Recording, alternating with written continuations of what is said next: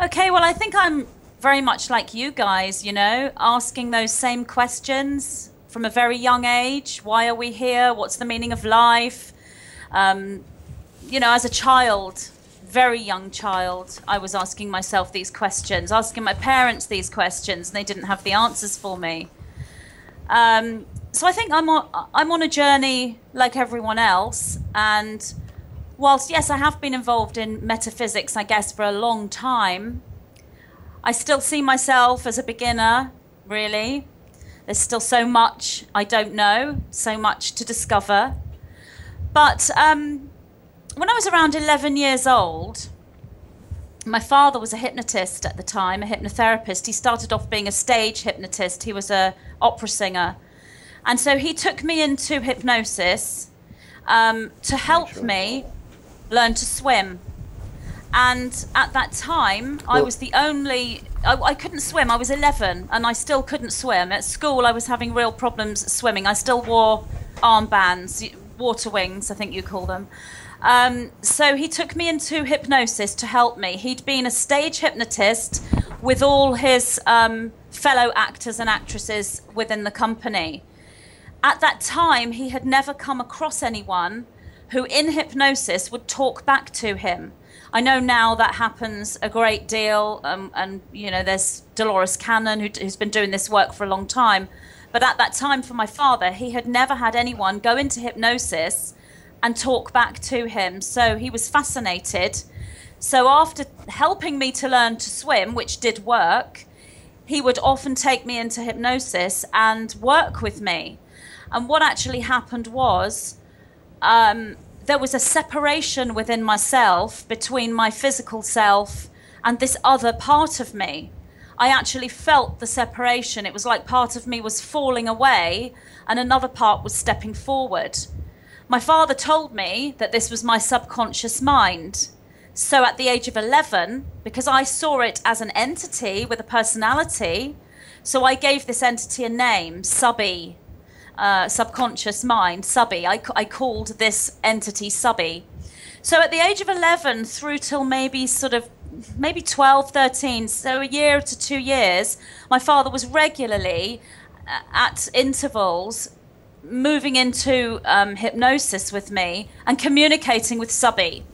But by the time I got to about 13, I was not interested in that anymore. I wanted to be like my friends, and I was doing all sorts, and I was at school, and I kind of dropped out of this hypnosis connection. So for those 2 years, there was channeling going on, and Subby would tell my father what was happening with me, why I wasn't learning to swim, and all sorts of emotions about me that I didn't know, and other things. And none of it was recorded, so I have no evidence whatsoever other than my own memory. So that was the first time I worked this way. And then fast forward, I guess I would be around it was 1993, so I would be I can't remember, I'm not very good at maths, so I don't know, late 20s, early 30s, something like that. Right. And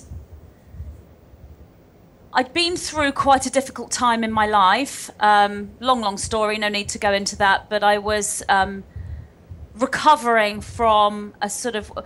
It's actually something many spiritual people go through when they're on a journey. And that's very much where they lose everything. Their home, their relationship, money, everything seems to sort of crash. And they start again. And that's where I was. And it was at that time, as I was rebuilding my life, at that point you kind of turn to an outside source, if you like. It's very much like, if there's anyone out there, help me, please, what's happened to me? I need some guidance. And the minute you start making that plea, obviously that guidance, you know, it comes in. What you're asking for comes to you. So at that time, after making that plea, is there anything out there, please help me, I instantly was going through very rapid synchronicity occurring again and again. And I was led to people and books and events. And in that time, I was led to the phenomenon known as channeling. The first phenomenon was mediumship. I saw a medium work, communicating with spirit entities that had passed over. I found it absolutely fascinating. While I was sat in the audience watching this medium, I just had a very strong feeling that one day I was going to do that, but it would be different.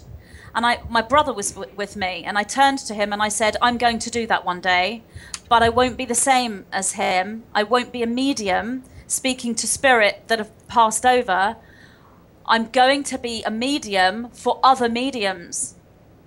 And my brother said, well, what do you mean? And I said, I've no idea. Why would a medium need another medium when they're a medium themselves? So I didn't understand any of this. Then, a little bit fast forward into the future, I discovered the phenomenon known as channeling, and I found a book called Channeling. It actually fell out of the bookcase in front of me while I was actually looking for something else, and I bent down and picked it up. So I started reading this book, and this book was a series of meditations to take you into a situation where you meet your spirit guide. So this is what I did. I followed these meditations, and I was doing this for months and having all sorts of experiences. In the book it actually said you may meet a false guide. So I went through a period where I was meeting lots of false guides, but finally I met this energy, which I now know was the same energy that I was speaking to back when I was 11, subby, but presented in a very different way. I was with a light being that I was in awe of. And so it's grown from there, really, and everything that I've learnt on a metaphysical level has come from my communication with this entity that I now know is a collective group, a collective consciousness. You know, I found what you said very interesting. It really comes down to attitudes, doesn't it? You know, attitudes seems to be the blood that circulates through our society. Yeah. If we are a positive individual, you bring the energy that you put out. Yeah, and would you agree? Absolutely, yes. That's exactly how it works. And you were talking about going through a period of time where you had to bring yourself out of a dark period. A dark period, and it had to do with the attitude. It had to do with completely surrendering and, you know, giving your life up, if you like, to whatever's out there, a higher power, you know, whether you have a belief or not. It had to do with needing to reevaluate everything, and it pushes you into a situation where you become very humble and you surrender to your own life, to your own self. So it does have to do with attitude, because if you are perhaps arrogant, or in a situation where you have lots of pride, or you are just very busy and moving fast through your life, rushing without stopping to think about things, you can get tied up in a bit of a negative spiral and create more of the same. You know, you put out what you are. So if you're angry, you're getting angry situations. If you're irritated, you're getting more situations to be irritated about. And when you do go through a situation where everything's taken from you, or so it feels that way, obviously we create our own luck, if you like, we create our own reality. But when you go through that situation, you are forced to reevaluate. You know, you either go into a deep depression, or you think to yourself, what can I do now? What's life teaching me? What can I do to go forward? And it changes you. Yeah, so, you know, yes. Going on the different theories, I truly believe, Mike and Magenta, that likes attract, and that we sort of live in a world where similar kinds of people sort of gravitate. Yeah, gravitate. And you know, I found that in the higher planes they talk about this, like in when you die, you sort of gravitate towards those areas or those people or those circumstances that you find comfortable. Wouldn't you say, Magenta? Absolutely. Like does attract like. We create a match. We create a match to everything. But in the third dimension, in the reality we experience, linear time, it doesn't always feel like that. So when perhaps spiritual teachings talk about like attracting like, someone who's been existing in the third dimension within their thinking may find that impossible to believe, because what they see is that they've attracted an opposing force. That's how it can be presented. For example, if you are very passive, you may attract a very aggressive energy. For example, a partner. If you're a passive person, you may attract an aggressive partner. If you are very much in a victim sort of mentality, you may attract someone who treats you that way. It is like attracts like. You are actually attracting an energetic match, but it can feel like you are attracting a polar opposite. The reason why it feels that way in the third dimension is because we are here to experience polarity. So in order to learn something, we experience the opposite. In order to learn what we want, we experience what we don't want. And the same thing happens when we die. We are still attracting to ourselves a match. But when we leave the body, whether it's through a death experience or through out-of-body experience or meditation or whatever it may be, the fabric of the higher dimensions is not so dense. So we wouldn't see such a polarity swing in the other dimensions. And as we go up the dimensions, the polarity gets less and less. So the attraction is more of a like vibration.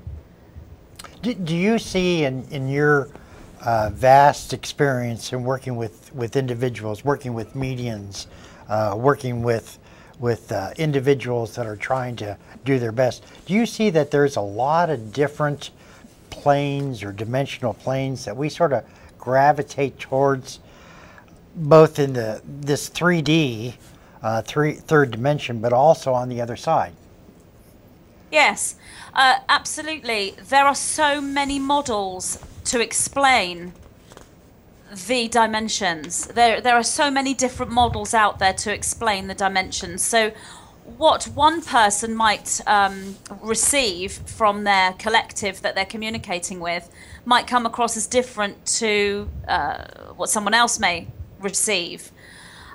So in my communication with the collective consciousness that I speak to, who presented to me as 9 winged beings, 9 angels, so I affectionately call them the 9. What they presented to me regarding dimensions was they could not really explain to me about the fabric of a dimension unless I was thinking within the consciousness of that dimension. So they would explain to me the model of dimensions, but actually for me to understand the fabric of each dimension, I needed to, as we all do, learn to resonate with the consciousness of that dimension. And when I say the consciousness of that dimension is consciousness. The dimension is your consciousness. So a very simple model of dimensions would be if you were to imagine a ladder, or imagine sections of bands, radio waves, if you like, on top of one another. So you've got the third dimension, which is where we are. That's what we experience in linear time. And then you have other dimensions on top of the third dimension. This is a model, and it's not the most truthful model, but it is a good one to start with. So you would imagine 3, 4, 5, 6, 7 going upwards like a ladder. If you want to expand a little bit more into looking at the model of dimensions, one would visualize that these layers are superimposed on top of one another or within each other, visualizing them perhaps as a circle, with one dimension being in the middle and the fourth being a band running around the outside and the fifth running around the outside of that. There are so many ways to view the dimensions because they are not really anything that can be viewed in a linear sense. They are pure energy. They are consciousness. The only way that we can understand consciousness is by interpreting the energy through our third dimensional brain. The brain is here to interpret energy. It's an interface to interpret energy. That's what the brain is for. And that's why you have so many different spiritual teachers and channels saying different things, because their interface is interpreting the energy in the way that's right for them. So when the Nine first spoke to me about dimensions, I understood what they were saying about the third dimension, because that's where I lived, the fourth dimension, because I had out of body traveled on many occasions for several years, and with my experiences in hypnosis. And I began to understand the fifth dimension when I started to, well, probably before I started to release videos on YouTube. So maybe 2005, I started to understand the fifth dimension. I have to be honest, I have only just begun to understand the sixth dimension in the last year.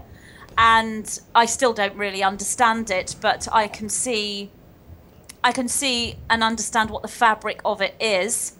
This is a journey we all go through, every single one of us. Every single human being, an animal, and every single consciousness is here to learn why they're here and do what they are here to do. And one of the ways that they learn why they're here is to learn, well, what is here? Where are we? What is Earth? What is the third dimension? We need to know where we are before we can learn why we're here. So everyone goes through this journey at various times. And those that are going through the journey will help those that are also going through the journey. So although I'm in communication with a collective consciousness that teaches me all these things, I'm going through the learning that they teach as a student alongside all the people that watch my videos, all the people that come to me for sessions. I'm a equal participatory student, just as they are. I'm not above them. Just because I can speak to a collective consciousness, it doesn't mean that I'm a teacher. I'm a student, just like everyone else, just like you. So this is something that we all go through. Anxiety seems to be the flip side to, or can be the flip side to, spiritual awakening. Because if we're awakening, and as I said, being ungrounded isn't necessarily a bad thing. It's part of the expansion, and we are learning to integrate that grounded state and that anchor. It's only a bad thing when it's prolonged and sustained. It's not a bad thing when it's transient, because it's part of our learning. So anxiety can be a flip side to spiritual expansion, because we are feeling emotions in a different way. We're feeling the higher emotional field. So this is the higher chakra system, the unified chakra system. And so we may feel the higher emotions in a more profound way. And that can be very anxiety causing, because it feels very, very different. It feels like something we've never experienced before. In the same way as people might take mind-altering substances, what that will do is open up those energy centers and take them into an expansion of mind and an expansion through the energy system in perhaps a way they're not ready for, because it's an accelerant. Well, at the moment, there's an accelerant going on everywhere. You know, we don't really need to take mind-altering substances in order to expand, because the energy is already there with the particles or these you know, shards of light, beams of light coming in from the galactic core, and the raising of the DNA, and the frequency that's available on the planet, especially in certain places of high energy. So when the chakra system starts to upgrade and the heart opens especially, whilst it's incredibly blissful, it can cause anxiety. That's just one aspect of spiritual awakening that can cause anxiety, but there are other methods, there are other reasons for anxiety to be caused, and that's when traumas haven't been integrated, and therefore they will try to come out, because when you're moving into a state of expansion and integration, and especially if you make a plea, I would like to be spiritual, please, I would like to take a spiritual path in life, please send me the next step of my spiritual, path. Sure. And you're expecting to see a load of white feathers and some lovely lady give you a crystal, which might well happen, but at the same time, you're going to be taking the next step, which is integration, and it is involving the shadow side, and all sorts of things can happen to trigger this. And these anxieties are there because something hasn't been looked at yet. So it's like, well, what's the feeling that the anxiety is bringing? What's the sort of core reason it's there? There are all sorts of methods of analysis of this, and this is spoken about in my book, Masters of the Matrix, in the chapter Emotional Integration. Yeah. Yes. I think this is a really good book. We've been looking through it, and we've been reading certain chapters and said, very good, very good. Yeah, so that's in the book as well. But if you feel that you can't do this because you're in such a high state of anxiety all the time, I think the most important thing is to accept where you are. Don't feel that you are failing. If you are in a state of anxiety and you think, well, I can't be spiritual, I'm lost, I'm anxious, so I'm useless, and no, you're not. Everything's happening for a reason. Believe me, I'm channeling this amazing group that I call the Nine, and I'm writing these books and releasing these videos and seeing these clients, and yes, I do suffer with anxiety myself, and I have to find a way to deal with it. It's better than it was, a lot better, and it was awful a few years ago, and I'm a channel, so it doesn't mean, because you're taking an aware spiritual path in life and you're moving into a state of expansion, it doesn't mean that all of a sudden all of your traumas from the past are suddenly massively healed and integrated, and you are a guru that's in a state of actualization. We're all on that path, and I think it is important for spiritual teachers, anyone who considers themselves someone who's in a healing or a spiritual teaching capacity, it is important to be authentic and be honest and say, I'm not a perfect guru. This is what I'm doing, but I'm also. What the Nine say to me about this, because I've questioned them so much. I mean, there's been times when I've thought, do I even carry on with this work? Do I quit this work? Is it fair that I'm seeing people and helping them when I'm still healing myself? And what the Nine have said to me is, all natural healers take a personal healing journey. They do not take that personal healing journey and then when they are healed, they turn around and heal others, because it can take their whole lifetime to go through the personal healing journey. So what they do is they get to a point within that personal healing journey where they are ready in certain areas to turn that around and help others. So they've reached mastery in certain areas, even though they're still taking a personal healing journey, because in other areas they are a novice. We're always a novice and we're always a master. So we find the areas where we are a master, we then turn that around back to society, back into the ether, and we give back, but at the same time we're still taking a personal healing journey. And I think in some ancient tarot decks, I believe, I could be wrong here, but there was a archetype known as the wounded healer, and that's who we are. Yeah. And so many people come to me and say, I'm not ready to do my mission because I'm still healing this, or I'm still healing that, or I haven't dealt with this. And every person I see has got an issue somewhere, either a trauma, an emotion, a physical issue. There'll be something that they're healing. And I will say, obviously, if you're in a really bad state of, you need time for yourself, and you shouldn't be out there healing while you are in deep healing.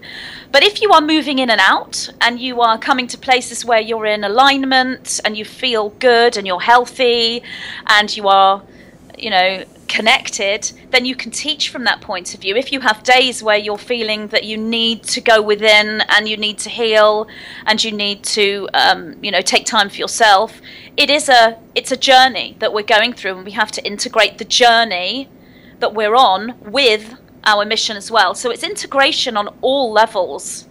I think as human beings, we tend to look at other individuals and we sort of gauge ourselves, our abilities, and we gauge other individuals and their abilities. You know, as you have progressed with your videos and your books and the different insights that you've had, many individuals, I would venture to say, would like to aspire to have the same kind of gifts that you have. And as we look at other individuals, Michelle Walling, Pamela Gregory, Ildiko Skur, D. Taylor Mason. You know, each one has their own skills and abilities. Ellie Crystal has that a gift. And we as individuals, when we look at all those different talents of those individuals, we forget that our own specific talents we're not seeing. We are comparing ourselves with others. And I'm sure being a teacher and a healer, you learn a lot from your clients too.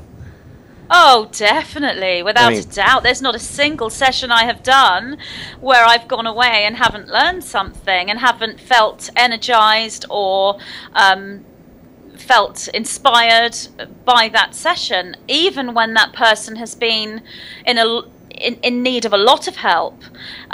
There's always been learning, always. But it's interesting that you mention, you know, other people. For example, you know, I might come across as someone, yes, I'm connected and I'm channeling and I've just written a book and everything, but I too need spiritual advice from someone on the physical level. Occasionally, it's important for all of us, even if we've got a higher connection with our guidance system. It's quite important for us. We're social beings, so the physical aspect of us needs to have that connection. And you mentioned D. Taylor Mason.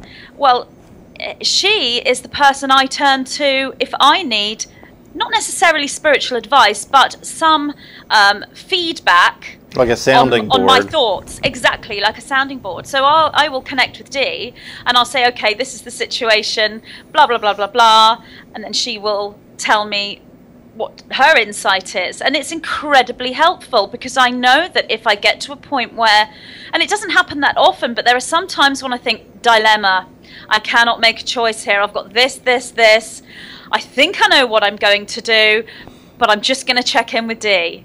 So I would advise everyone, regardless of how connected they are spiritually or how, you know, creative they are, check in with someone that you trust. It's helpful. I mean, obviously that's what I do for the people that come to see me. And most of the people that come to see me, I have to say, 90%, if not more, they're not coming to see me for spiritual advice or teachings or knowledge. They're coming to me because they need to energetically look in a mirror, and they simply need confirmation of everything that they already knew. They just need to have someone who's able to see. That's like with me and Dee. She sees that. So that's what I have with her, and that's what I do, and that's what all of the spiritual teachers really are doing. They're just presenting their experience, their story, their perspective, and if you resonate with that perspective and you learn something from that perspective, then you have been assisted, you've been helped, and that's how this sort of network grows. And if you don't resonate with that person's experience or perspective, then you move away and go and look for someone you do resonate with. So I can guarantee you now that anyone that you could choose just off the streets, anywhere in the UK, anywhere in America, anywhere in the world, you could get anyone on your show if they were ready to speak publicly. Obviously, if they're not, then no. But say they were, every single one of those people will have a story to tell, and they will have some kind of teaching to deliver. I mean, there might be some odd perspectives if they're coming in from third dimensional issues, but everyone has a story. Every single person has something to teach and something to say and something to give. Even sometimes that might be hidden and inaccessible for a while, lying dormant perhaps, but everyone has something to teach. Yeah, you could call this the Starseed Revolution or the Starseed Gathering. I mean, the Starseeds have been aware of themselves and of one another for many years, and obviously 2012 was very much about that. But I'm told from the Nine that 2017 is the year when... The reason why I mention the starseeds is starseeds are these aware individuals who have, if you like, been through this process before, and I'm talking about ascension. So they have memories of that ascension process, and those memories may be lying dormant, or those memories may be coming online and coming up in various ways. So the starseeds at the moment, because their awareness is so multidimensional, it holds more mass, more weight. Therefore, when it comes to the timelines for humanity and the timelines for Earth, the starseeds are the ones steering the ship. The starseeds' thoughts are creating realities and futures, not just for themselves, but for the entire planet. That holds the greatest influence over the timelines for Earth. So the starseeds came to this point around critical mass. It was around 2011 actually. So the 2012 point, which was this sort of 21st of December 2012 shift point, around that time, everything the starseeds were intending, wishing for, visualizing, creating, we're kind of going in these 4-year jumps. And so 2017 is like the manifestation of that which was intended in 2012. And 2017 is a blank slate for new intentions for 2020 into 2021. So it's quite a pivotal year in this 2012 energy, which sort of spreads out and encompasses many years. But anyone can move into this. So if somebody is thinking, well, I don't know if I'm a starseed or not, the mere fact that you've been drawn into the awareness of the starseeds anyway will probably mean that you are one. And anyone is a starseed when they activate their memories, simply by the virtue of the fact that you change your time. So you don't just change your future, you change your past. So somebody who is a third dimensional thinking individual would not be a starseed because their conscious memory is sitting within a linear time frame and they are living within a third dimensional existence. Therefore, they would be a third dimensional individual, and they are set to go through an ascension process, as is the whole planet. But when that individual starts to remember perhaps that their lifetime is outside of Earth, they may have all sorts of memories and have a knowing that they're a starseed or an indigo child or a crystal child. The minute that awareness sets in, they become a starseed because they change their past as well as their future. They then change their past and everything sort of interlocks like this. You were mentioning wheels. It's like a large wheel around you. The wheel turns and everything changes shape behind and in front. You change the matrix. And then this changes the past and the future, and you then become a starseed. So we're all starseeds. The other way of looking at this is starseeds will probably, most probably, have had knowings since childhood. So individuals who've had no awareness whatsoever, it still doesn't mean that they can't open to that starseed energy within them. They still can. But if they've had no awareness whatsoever, then they probably haven't come into that starseed point for now. The individuals that are aware starseeds will know that they are, because it will have been there since childhood. But that doesn't mean that the others can't awaken. And the Nine likened this very much to, if you see, if you want to imagine this as a train, so you've got a train that's taking all these people off to another dimension, and the only people that can get on this train are starseeds.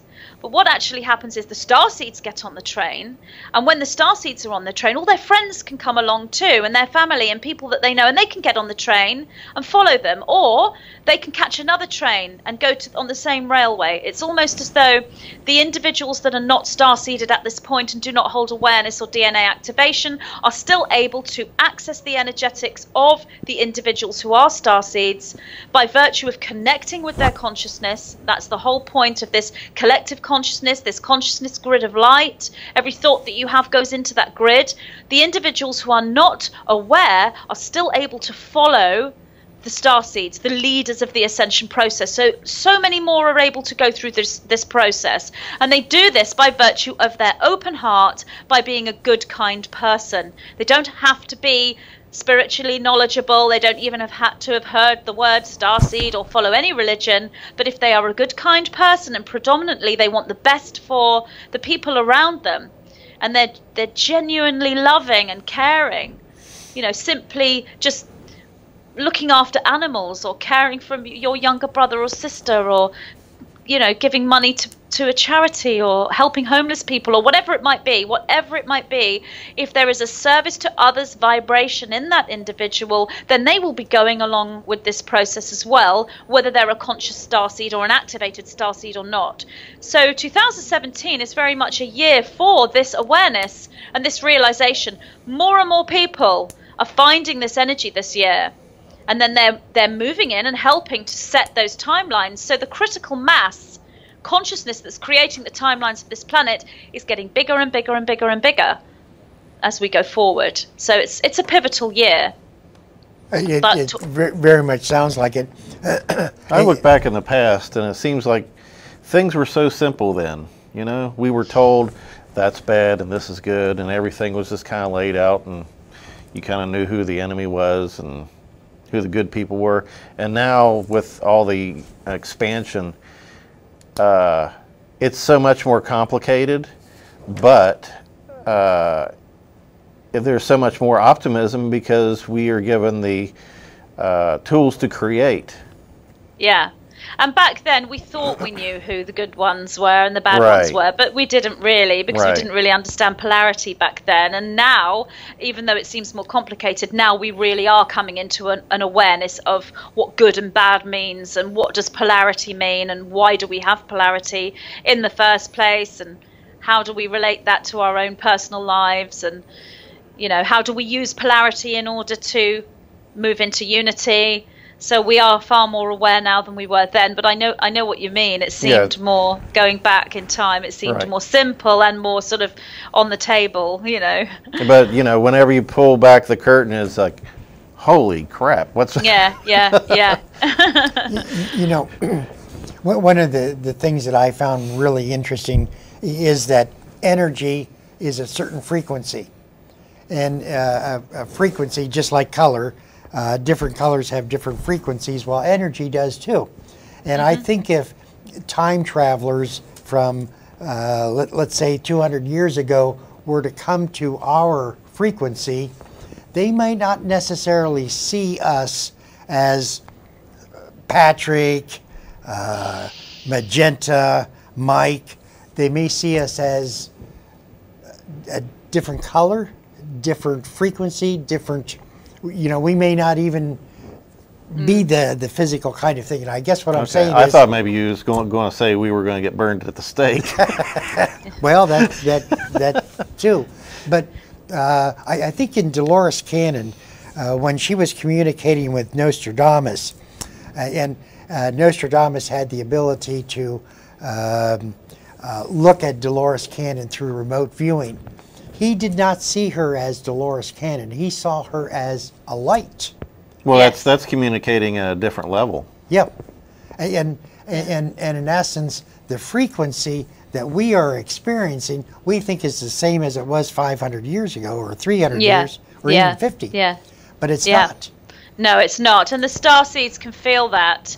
If you remember back, you know, to when you were a child, and you tune in on the energy that you were feeling then, you'll be able to see how different it is. And if somebody were to be transported forward to 200 years, depending on the person, but the average person of 200 years ago, to be transported here, they may find that they would have problems surviving in this energetic field, because their cellular structure would not have moved forward in the way that ours has. Our cellular structure has changed in this time. We might not feel that. Obviously, the empathic, intuitive individuals are feeling it, but there are a huge amount of individuals who've had changes within the cellular structure who don't feel any different, and they don't feel the changes.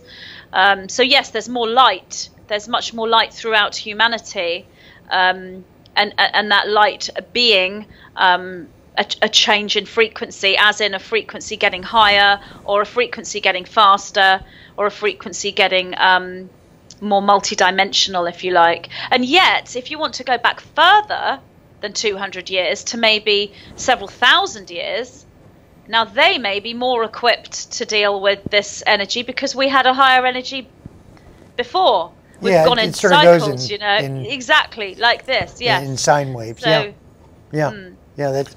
As far as things holding energy, I just, when we were talking, a few minutes back about places holding energy, I thought of the time that me and my wife and kids went to Gettysburg. The big battle was in the Civil War.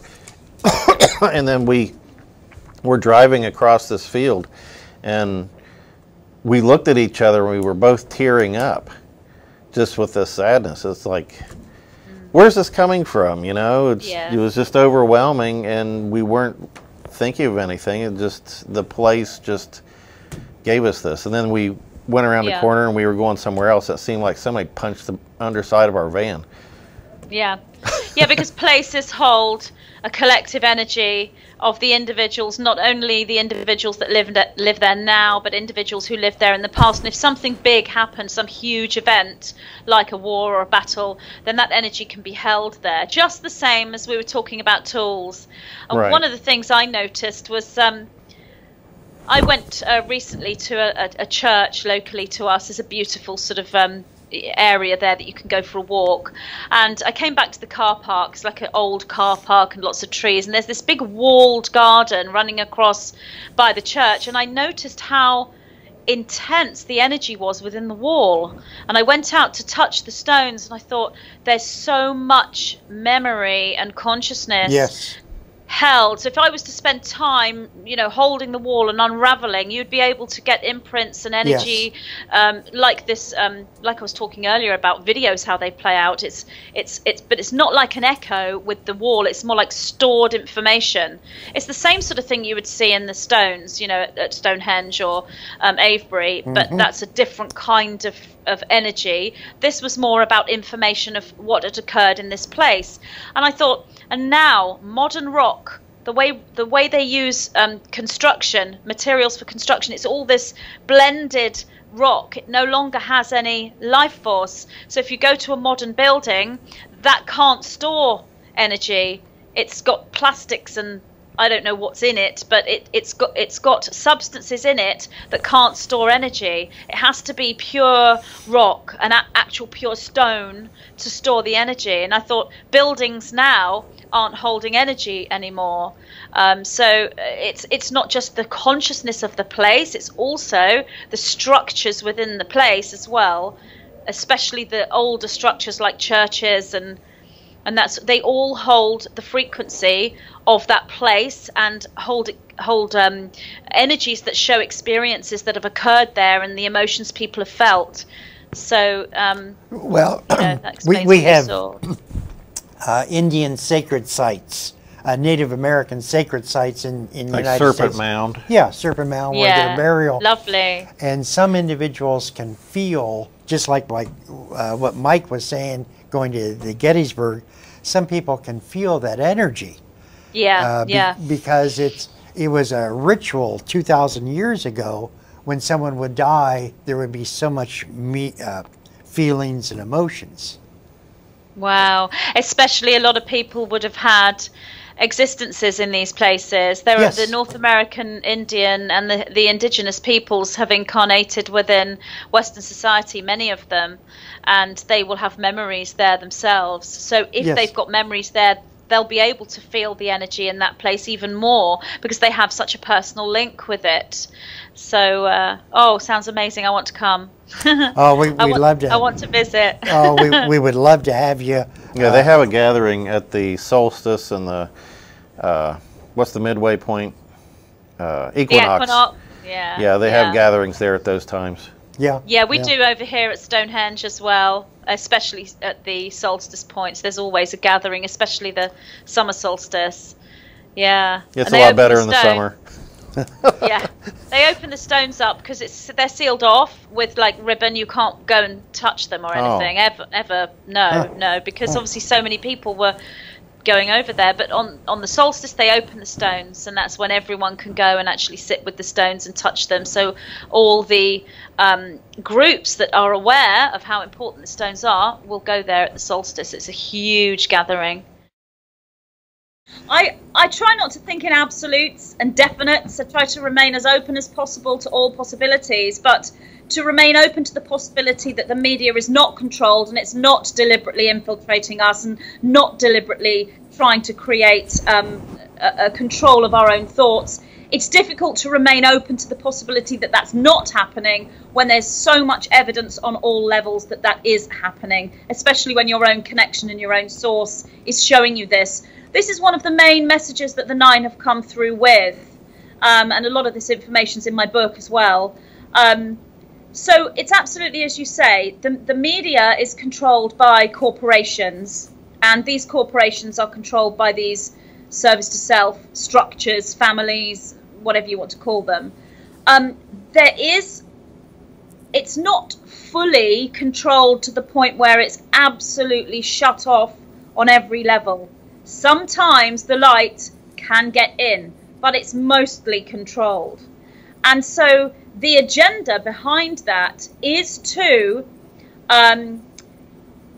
create a reality for the people watching this media. And that is to control their thoughts so that they construct within the daydream, within the dream time, within their paradigm and their belief systems, they construct a belief system, and then they make their judgments and their opinions based on that belief system that they've constructed. And that belief system is based on what they see and how they interpret what they see. And that structure, that original created structure, is a false reality. It is not the truth of reality on any level, whether it's history, health, science, politics, and we certainly know it's not true there. I mean, it's just a false narrative on all levels. It's easier to do it, I think, in the United States because we are so insulated from other countries. It's like other countries are a different world. You know, when you live in Europe, it's like another state. It's like right next door is, you know, Germany or Poland or Italy, or they're just like a drive away. Here, it's a world away. And so it's easier to tell those stories. That's been deliberately fabricated as well, though. I mean, that's also part of this, you know, control system as well. That's part of the agenda, to actually make countries feel isolated so that they need to join together with these bigger super states that are going to look after them and help them, making them think they can't cope on their own. I know within America it's bigger, but obviously a lot of people in the US will talk. I often see this on the media. They will say things like, this is the case in the whole of America. And I always think it's like the mindset of a lot of American people is like America's the world. And when I watch that, I think, you know, it's yes, it's true, but it's the whole world that's being affected. It is true that the US is like, if you were to look at the planet Earth as a sort of flat plane rather than a globe, and there is obviously there are people out there that believe that that's actually the case, and who knows, that's a strange one, but anyway, that's another subject. So imagine the Earth is a flat plane, and if you look at the energy, the placement of energy, America would be in the center. I know that's not the case geographically, but energetically, if you look at the energy of these countries, the US is right in the center. And I'm showing from the 9, it's kind of like, you know, when you take water out of the bath and the bath swirls down the plug hole, yeah? It's like this swirl, like this spiral, and then the intensity is much faster. It's an intense quickening in the middle as the last bit of water goes down the plug hole. It's like, that's America. This intensity here is America. And we are on the periphery energetically, Europe and all the other countries. So we're getting like the ripple effect of the energy.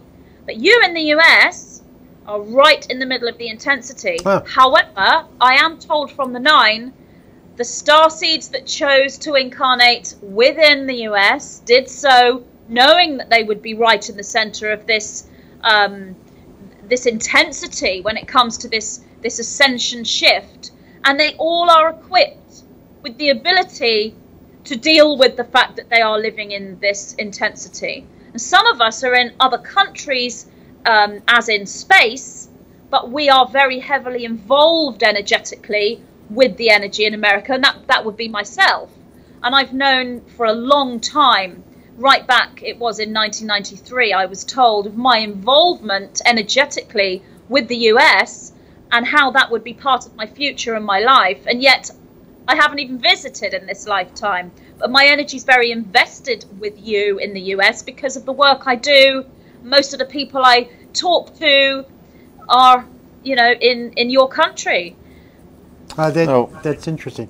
One of the things I try and teach in my classes, which I teach television and movie production, radio production, is if they can go away with like one useful thing other than like knowing how to make a film, is to be an active listener or active watcher.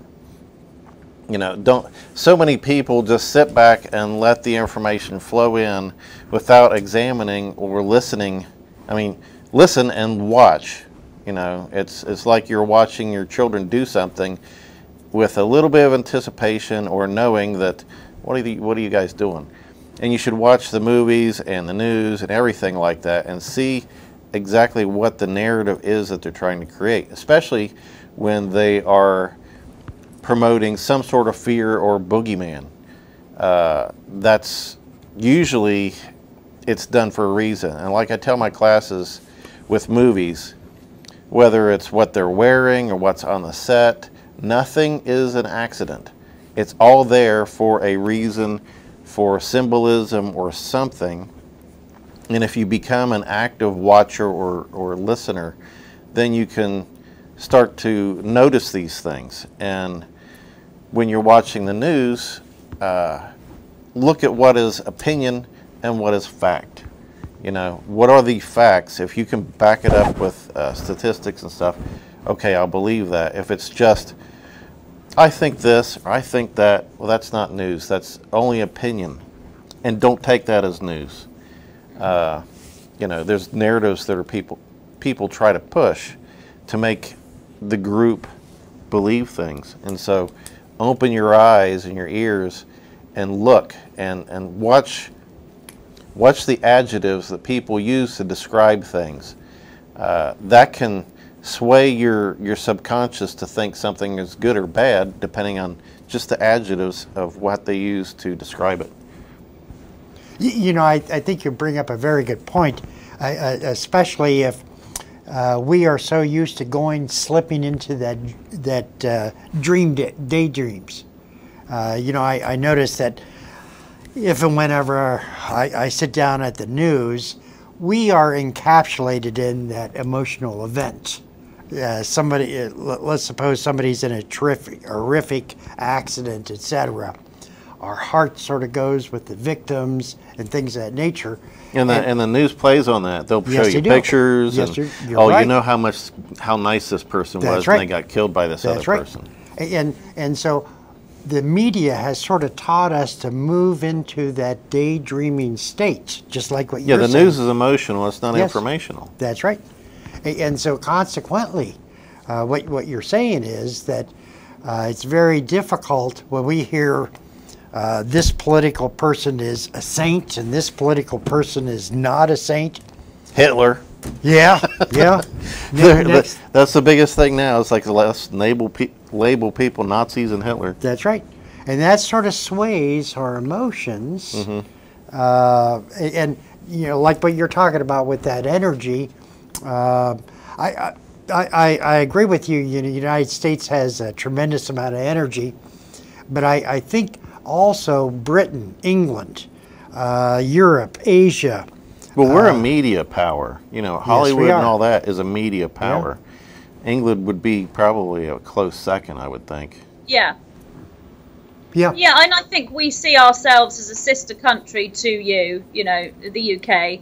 Yeah. We're sort of an extension of you, it really. You know, we speak the same language. But what Yep. you were saying about the daydream state, that daydream state takes you into a state of suggestibility.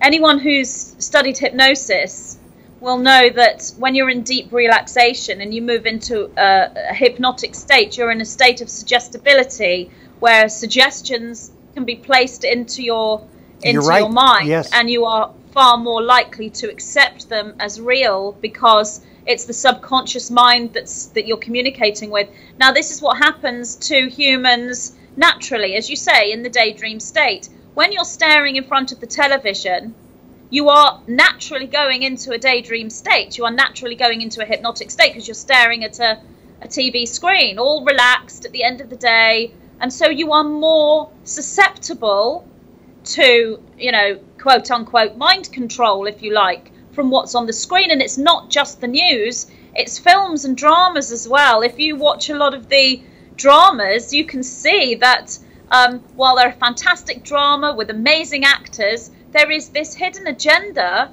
that you know, when you're aware, you can tell that there's a hidden agenda within this particular drama that the powers that were, if you like, want you to. You can see where it's infiltrating you. You're absolutely if you like. correct. It's like certain belief systems that they want us to have.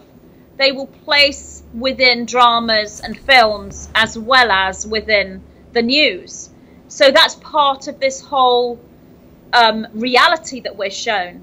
So if we see a drama with a concept, a belief system, again and again and again, we will start to believe that that belief system is real or normal because we've seen it so often within fiction, and then we'll see something similar within fact on the news. Therefore, we then cross-reference, or I think you call it due diligence in America, is it? Right. Yes. Yeah, you do your due diligence, and you work out in your mind without even thinking that must be real, and you formulate a paradigm without even knowing. You don't even know that you've created that belief system, and you have no idea that this is a false reality. And it's only when you wake up spiritually, and you can either wake up to the truth first and then wake up spiritually, or you wake up spiritually and then discover that that reality is not as it seems. Both of these are different pathways in, but anyone who is aware that reality is not as it seems is waking up to the next level of reality and making this, you know, then they start to see the true reality, and their paradigms are formulated from very different presentations. They get to the point where you can watch the news and not be, even if you go into that relaxed, suggestible state, you're aware straight away. You're doing what Mike said. You're looking, analysing what people are saying. Same with dramas and films. I mean, many people in the spiritual community don't watch the news anymore at all. They will find their news from alternative news media, which is what I do. If I do watch the news, it's only to discover confirmation that the news is still controlled. And I will sit and watch it and think, yeah. And, you know, you could maybe find the odd news channel that is a little bit, perhaps a bit more open. Sometimes it can become quite painful to watch this false narrative play out in front of you when you can see it so clearly, and you're looking at it and you're thinking, I can't watch this. It's just, and also, you know, I don't know if other people feel this, I'm sure they do, but when I look at the false narrative playing out, adults presenting this false narrative, to me it's like children playing in a nursery school, because the game that they're playing is so transparent and so obvious. When you become aware, it's like a child saying, "Mummy, I didn't eat all the cookies. I promise." When you know your child ate all the cookies out of the biscuit jar, they're saying, "I swear I didn't. I promise it was my teddy bear." It's the same thing. When you see these people on the news, it's like, how does anyone believe this? You just want to shake and go, "Hello, wake up." Yeah.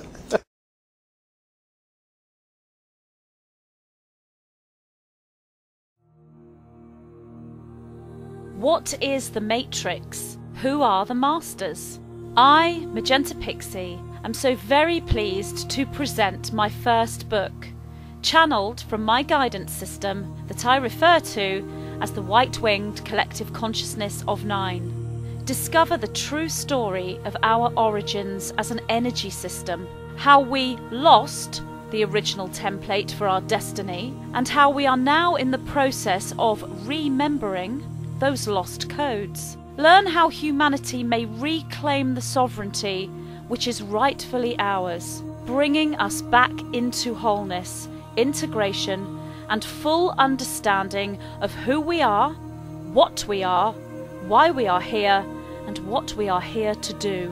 Spirituality, metaphysics, and science merge as the sacred geometry, known as the language of light, is downloaded and decoded. The realization and activation of these ancient codes for a new dawn of man is an alchemical process available to us all.